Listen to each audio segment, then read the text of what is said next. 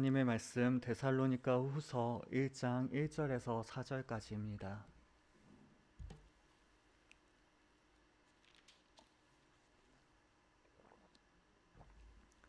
데살로니가 후서 1장 1절에서 4절까지의 말씀.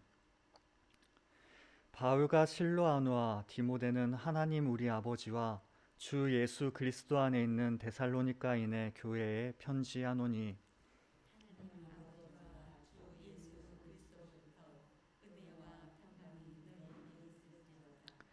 형제들아, 우리가 너희를 위하여 항상 하나님께 감사할지니 이것이 당연함은 너희의 믿음이 더욱 자라고 너희가 다 각기 서로 사랑함이 풍성함이니, 그러므로 너희가 견디고 있는 모든 박해와 환난 중에서 너희 인내와 믿음으로 말미암아 하나님의 여러 교회에서 우리가 친히 자랑하노라.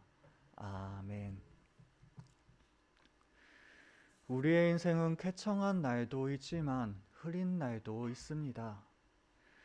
그러나 아무리 상황이 악화되어도 감사할 이유는 항상 있는 법입니다. 다시 말해, 범사에 감사할 수 있는 당연한 이유가 우리들에게 있습니다. 욥의 경우를 보십시오. 재산과 자녀를 모두 다 잃고도 주신 이도 여호와시오 거두신 이도 여호와시오니 여호와의 이름이 찬송을 받을지이니이다 라고 고백하였습니다. 이는 자신의 모든 것을 주님께 맡긴 사람만이 할 수 있는 고백입니다. 그렇습니다. 자신의 모든 것을 하나님의 소유로 인정한다면 아무리 극한 상황이 몰아쳐 온데도 하나님의 섭리하심을 믿고 감사할 수 있습니다. 모든 고생 속에서도 내가 주께 대하여 귀로 듣기만 하였사오나 이제는 눈으로 주를 배웁나이다 라는 감사의 고백을 드릴 날이 반드시 오게 됩니다. 이처럼 우리는 하나님의 선하신 섭리를 믿을 때 감사할 이유를 찾을 수 있습니다. 하나님의 섭리는 그 어떤 상황이라도 합력하여 선을 이루기 때문입니다. 하나님의 선한 섭리는 모든 환경을 초월합니다. 그러한 하나님의 섭리를 믿는 사람들은 어두움 속에서도 빛줄기를 찾을 수 있습니다. 불행 속에서도 감사의 조건을 발견할 수 있습니다. 어려운 상황들은 오히려 우리의 신앙의 성숙을 위한 재료가 될 뿐입니다. 도저히 감사가 나올 수 없는 상황 속에서도 더욱 하나님의 섭리를 배워가며 하나님을 의지함으로 기뻐 노래하게 됩니다. 하나님 우리 아버지와 주 예수 그리스도 안에 우리가 머물고 있기에 근심하고 염려하기보다는 도리어 감사하게 됩니다.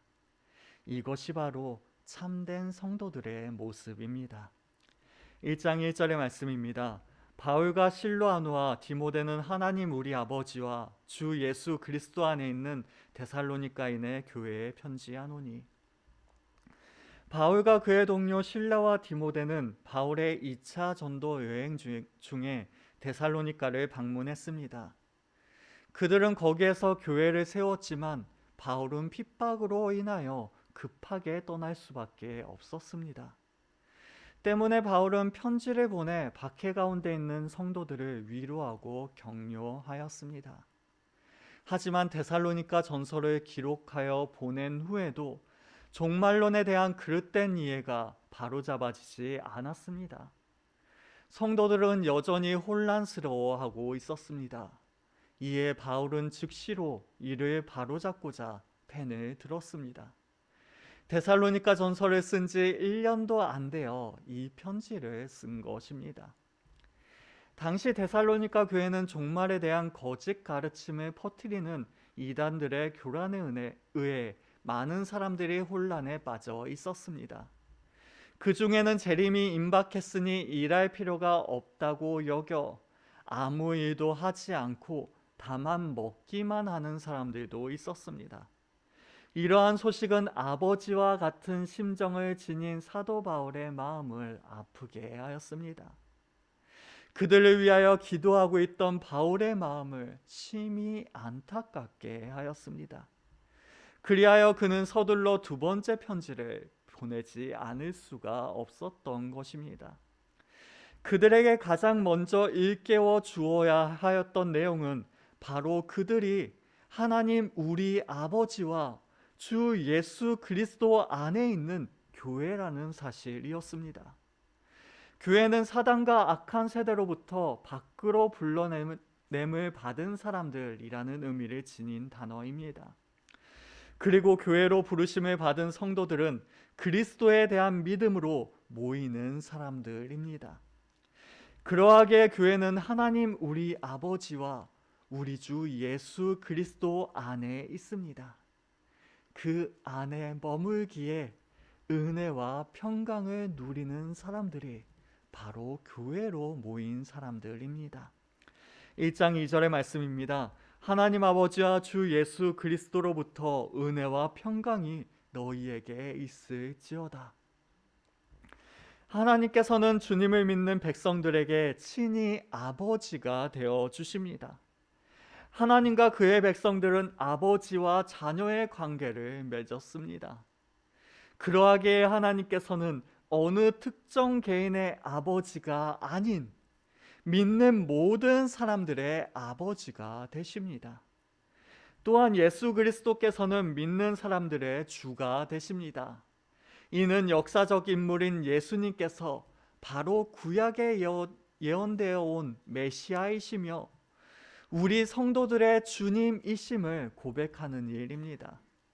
여기에서 주라는 단어는 초대교회 당시 예수 그리스도에 대한 신앙 고백적인 칭호로 여겨졌습니다. 당시 1세기 로마 시대에서는 황제 숭배가 조장되어 왔습니다. 황제를 신으로 여기는 사상이 팽배하였으며 그것을 어길 경우에 박해와 핍박을 받게 되었습니다.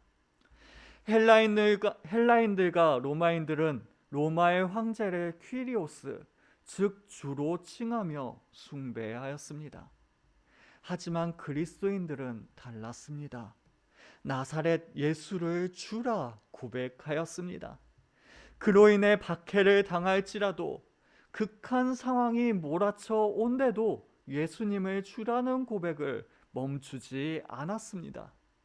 이는 그분만이 우리의 삶의 주인이시며 나아가 그분의 뜻에 무조건적으로 복종하겠다는 서약이었습니다. 즉 신앙의 맹세와 같은 것이 예수 그리스도가 나의 주인이심을 고백하는 일이었습니다. 따라서 예수 그리스도의 주되심을 고백하면서 그의 뜻을 저버리는 것은 불가능했습니다. 거꾸로 말해 예수 그리스도의 뜻을 가볍게 여기면서 그분을 나의 주님이라고 부르는 사람의 고백은 거짓된 고백일 뿐입니다. 하지만 진정으로 예수 그리스도를 나의 주로, 하나님을 나의 아버지로 고백하는 사람에게는 은혜와 평강이 흘러 넘치게 됩니다. 은혜는 자기 백성을 향한 하나님의 무조건적인 사랑과 기쁨을 뜻합니다. 즉 이러한 은혜는 그것을 받을 만한 자격이 전혀 없음에도 불구하고 거저 베풀어 주시는 과분한 호의입니다. 이러한 하나님의 은혜는 독생자 예수 그리스도의 대속의 죽음과 부활로 말미암아 실제적인 효력을 가지게 됩니다. 주님의 그 모든 사역을 통하여 사망을 향해 달려가던 죄인들이 하나님과 화평을 누리게 되었습니다. 죽음 가운데 머물고 있던 우리들이 구원을 얻게 되었습니다. 이러한 은혜를 입은 사람들은 그 내면의 내적인 평화가 이루어집니다. 은혜를 입기 전에는 자기 죄로 인하여 하나님과 원수될 수밖에 없었던 우리들이 하나님의 은혜가 임한 후에는 하나님과의 막힌 담이 모두 허물어졌습니다.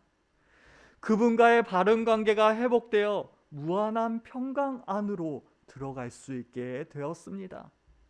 이러한 평강 속에서 사람의 죄로 가득 찬 이 땅에서 경험해 보지 못한 진정한 안식을 누리게 되었습니다.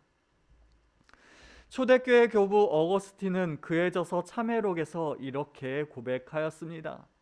하나님이여, 당신은 당신을 위해 우리를 창조하셨으므로 우리가 당신 안에서 안식을 얻기 전까지는 결코 평안할 수 없습니다. 사람들은 영적으로 항상 갈증을 느낍니다. 그래서 스스로 웅덩이를 파 그 갈증을 해결하고자 합니다. 하지만 생수의 근원 되시는 하나님이 아니고서는 그 갈증을 해결할 수 없습니다. 예레미야 2장 13절의 말씀입니다.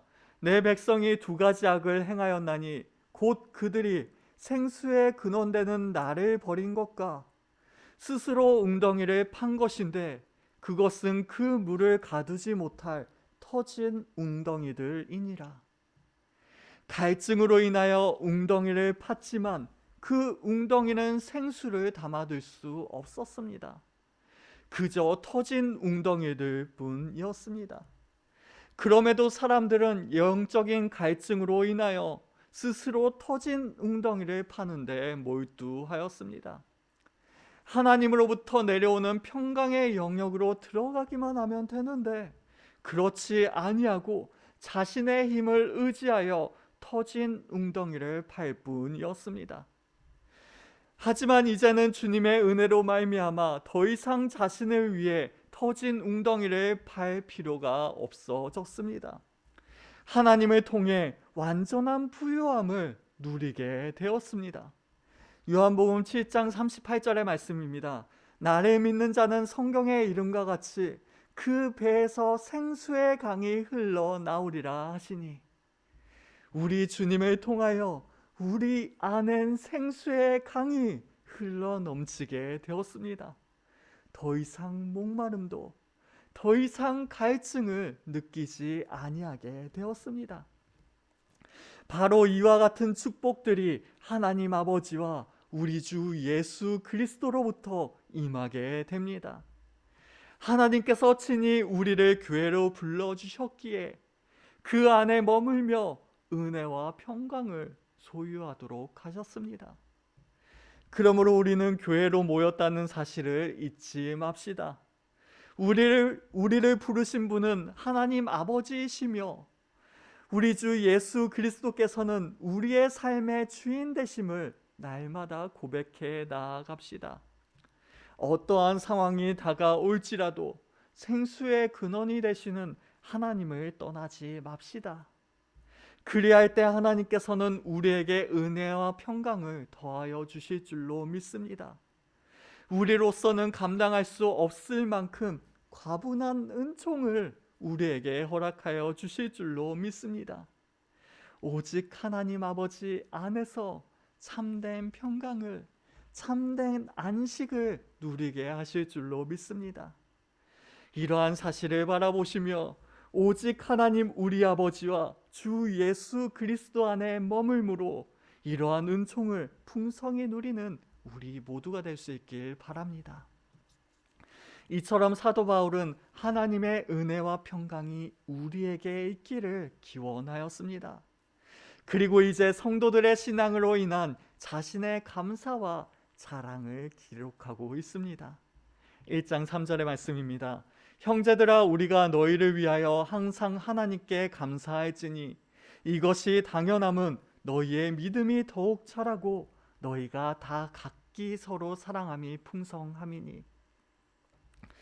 사도 바울은 데살로니가 성도들로 인하여 하나님께 감사를 해야만 한다고 이야기하고 있습니다. 즉, 감사할지니 라는 말은 마치 갚아야 할 빚이 있는 것처럼, 그 빚을 반드시 갚아야 하는 것처럼 자신에겐 반드시 해야 하는 의무가 있다는 강한 의미의 표현입니다. 그렇다고 이것이 사람들에게 모종의 빚을 지고 있다는 것을 의미하는 것은 아닙니다. 즉, 감사는 사람에 대한 의무가 아니라 하나님께 대한 의무입니다. 성도들의 신앙이 계속하여 아름답게 성장해 가는 일과 환난 가운데서도 흔들리지 않는 믿음을 소유하고 있다는 사실을 바라볼 때 사도 바울은 하나님께 감사하지 않을 수가 없었습니다.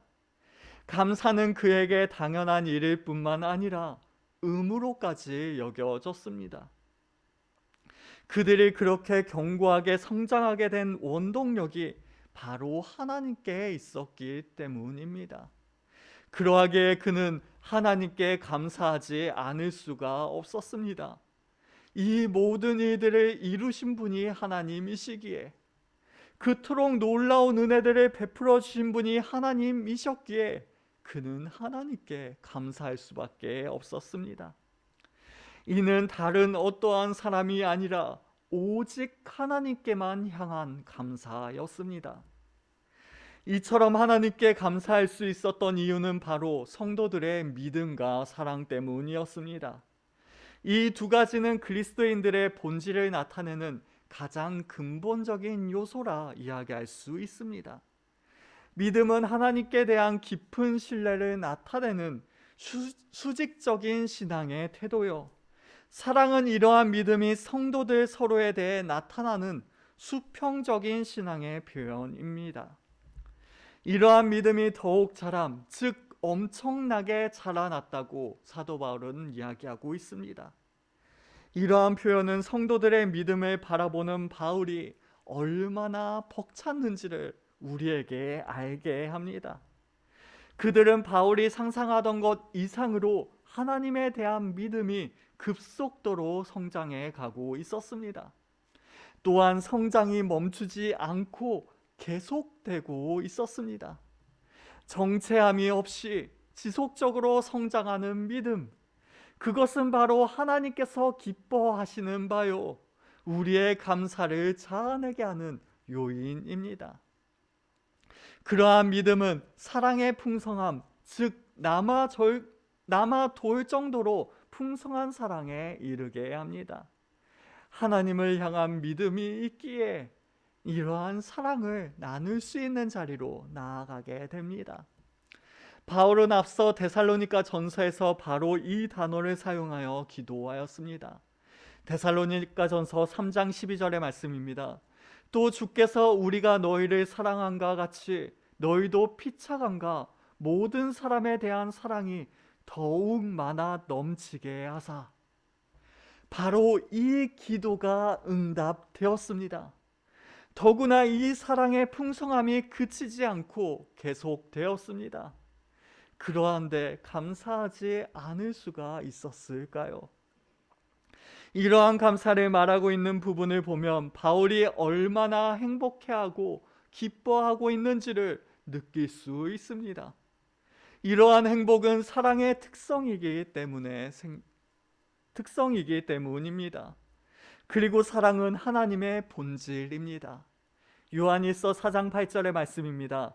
사랑하지 아니하는 자는 하나님을 알지 못하나니 이는 하나님은 사랑이심이라. 헤엄을 못 치는 아버지가 자식을 구하기 위해 물속에 뛰어드는 것은 사랑 때문입니다. 하나님의 사랑은 죽으실 수 없으신 하나님, 즉 독생자를 죄인들을 대신하여 죽음에 내어주게 하였습니다. 그 사랑으로 인하여 사형 선고 아래에 있던 우리들이 하나님의 자녀라는 영광스러운 자리로 옮겨지게 되었습니다. 이러한 사랑이 성도들에게 풍성하다는 것은 결과적으로 사랑이신 하나님을 많이 경험하였다는 것이 됩니다. 즉 천국의 축복을 이미 풍성히 누리고 있음을 의미하는 것입니다. 그러므로 행복해질 수밖에 없습니다. 더욱이 근심의 대상이 되지 않고 감사의 대상이 되는 교회라면 참으로 축복받는 성도들이라고 이야기할 수 있을 것입니다. 그 감사가 일시적인 것이 아니라 항상 이루어졌다는 것은 바로 이 축복이 더욱 확실한 것임을 우리에게 나타내 보여줍니다. 그러므로 우리는 하나님 안에 믿음이 더욱더 자라나기를 소망합시다.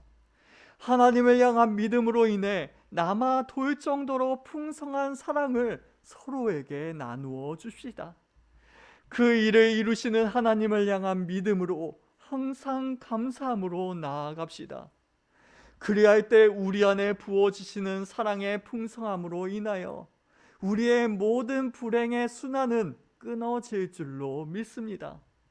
어떠한 어려운 가운데서도 하나님께서 주시는 행복을 누릴 수 있을 줄로 믿습니다.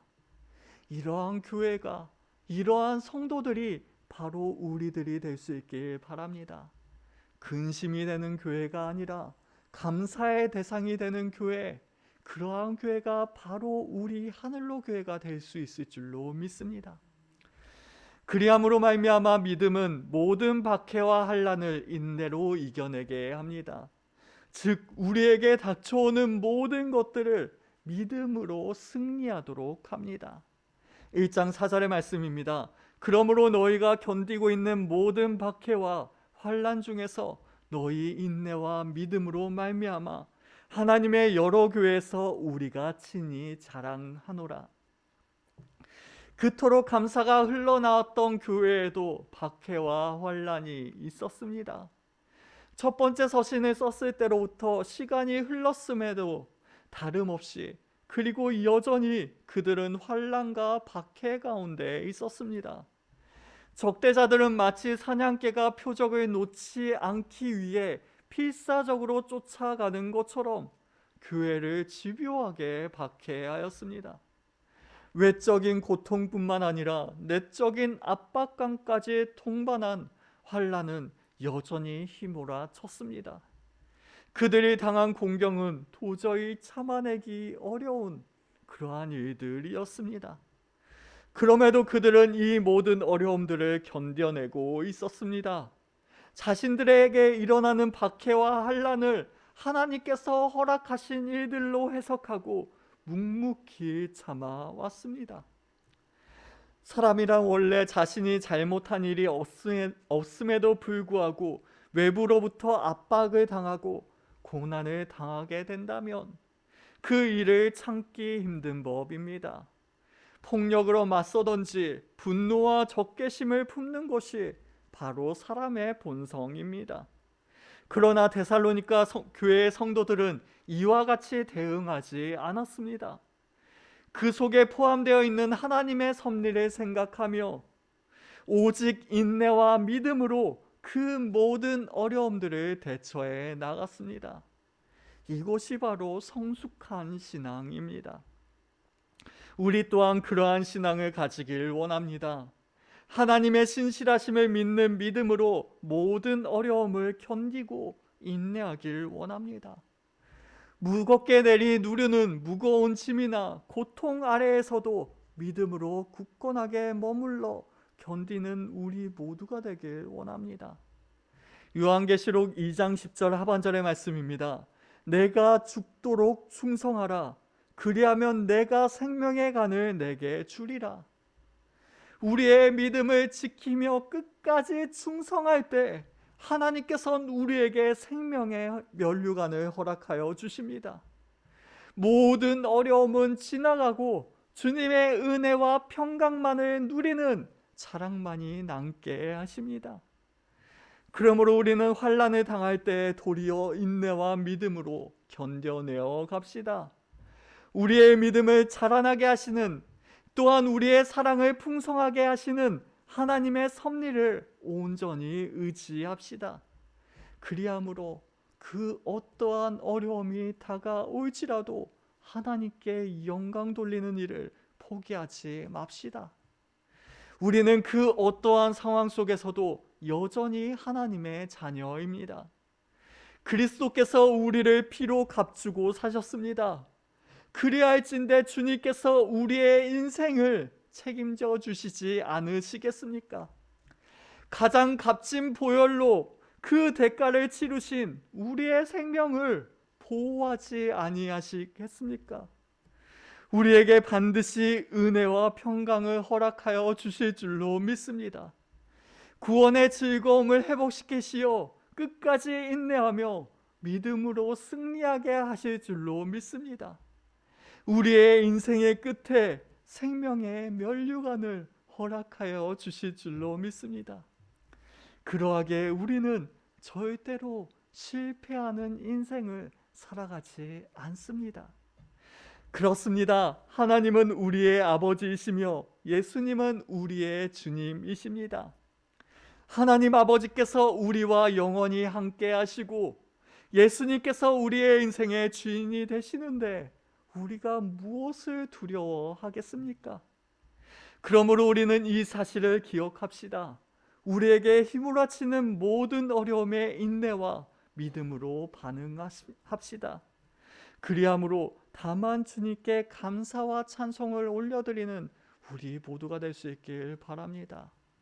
우리의 인생은 너무나도 힘이 듭니다. 스스로 기뻐하고자 하지만 그러한 일들을 찾기조차 쉽지 않은 것이 바로 우리의 인생입니다. 그러하기에 우리는 하나님을 바라보아야 합니다. 우리의 주인 되신 우리 주 예수 그리스도를 온전히 의지해야 합니다. 그리할 때 성령님께서 우리 안에 내주하시며 우리로 가장 선하고 가장 좋은 길로 인도하여 주실 줄로 믿습니다. 이 어려운 세상을 이겨낼 힘을 우리에게 풍성히 부어주실 줄로 믿습니다. 이 사실을 바라보시며 오직 주님 안에서 인내와 믿음으로 아버지의 기쁨이 될 수 있는 우리 모두가 될 수 있길 바랍니다. 기도하시겠습니다. 하나님 아버지 감사합니다. 주님의 놀라우신 은혜로 우리에게 그 독생자를 보내주시고 우리를 그 피로 값주고 사주심에 너무나도 감사를 드립니다. 그리하게 우리는 하나님 아버지와 우리 주 예수 그리스도 안에 있습니다. 하나님께서 우리를 교회로 불러주셨기에 우리는 그 가운데에 머뭅니다. 아버지, 우리가 그 주님을 떠나지 아니할 수 있도록 도와주시옵소서. 우리의 믿음이 더욱더 성장해 나아가며 우리의 사랑이 더욱더 풍성하게 하시옵소서. 그리함으로 말미암아 아버지께서 우리에게 선물로 주시는 그 은혜와 평강을 풍성히 누리는 우리 모두가 될 수 있도록 도와주시옵소서. 주님께서 주시는 은혜를 의지함으로 우리는 인내함으로 믿음으로 이 세상을 살아갑니다. 주님께서 우리를 불러주셨기에 우리를 책임져 주실 것이기에 우리는 두려움 없이 우리의 발걸음을 옮깁니다. 주여, 우리의 모든 인생을 주님께서 붙잡아 주옵시사. 하나님께서 우리와 함께 하심이 날마다 증거되게 하시오며 또한 그 모든 어려움 가운데 주님께서 우리를 도와주시기에 날마다 승리하는 우리 모두의 인생이 될 수 있도록 도와주시옵소서. 주님, 우리의 마음을 위로하여 주옵시사. 하나님으로 통하여 살아갈 수 있는 힘을 얻을 수 있도록 도와주시옵소서. 주님께서 섭리하실 것이기에 우리의 모든 것을 주님께 맡기옵니다. 주님께서 책임져 주옵시사. 가장 좋은 것들로 우리에게 허락하여 주시옵소서. 우리 주 예수 그리스도의 이름으로 기도드리옵나이다. 아멘.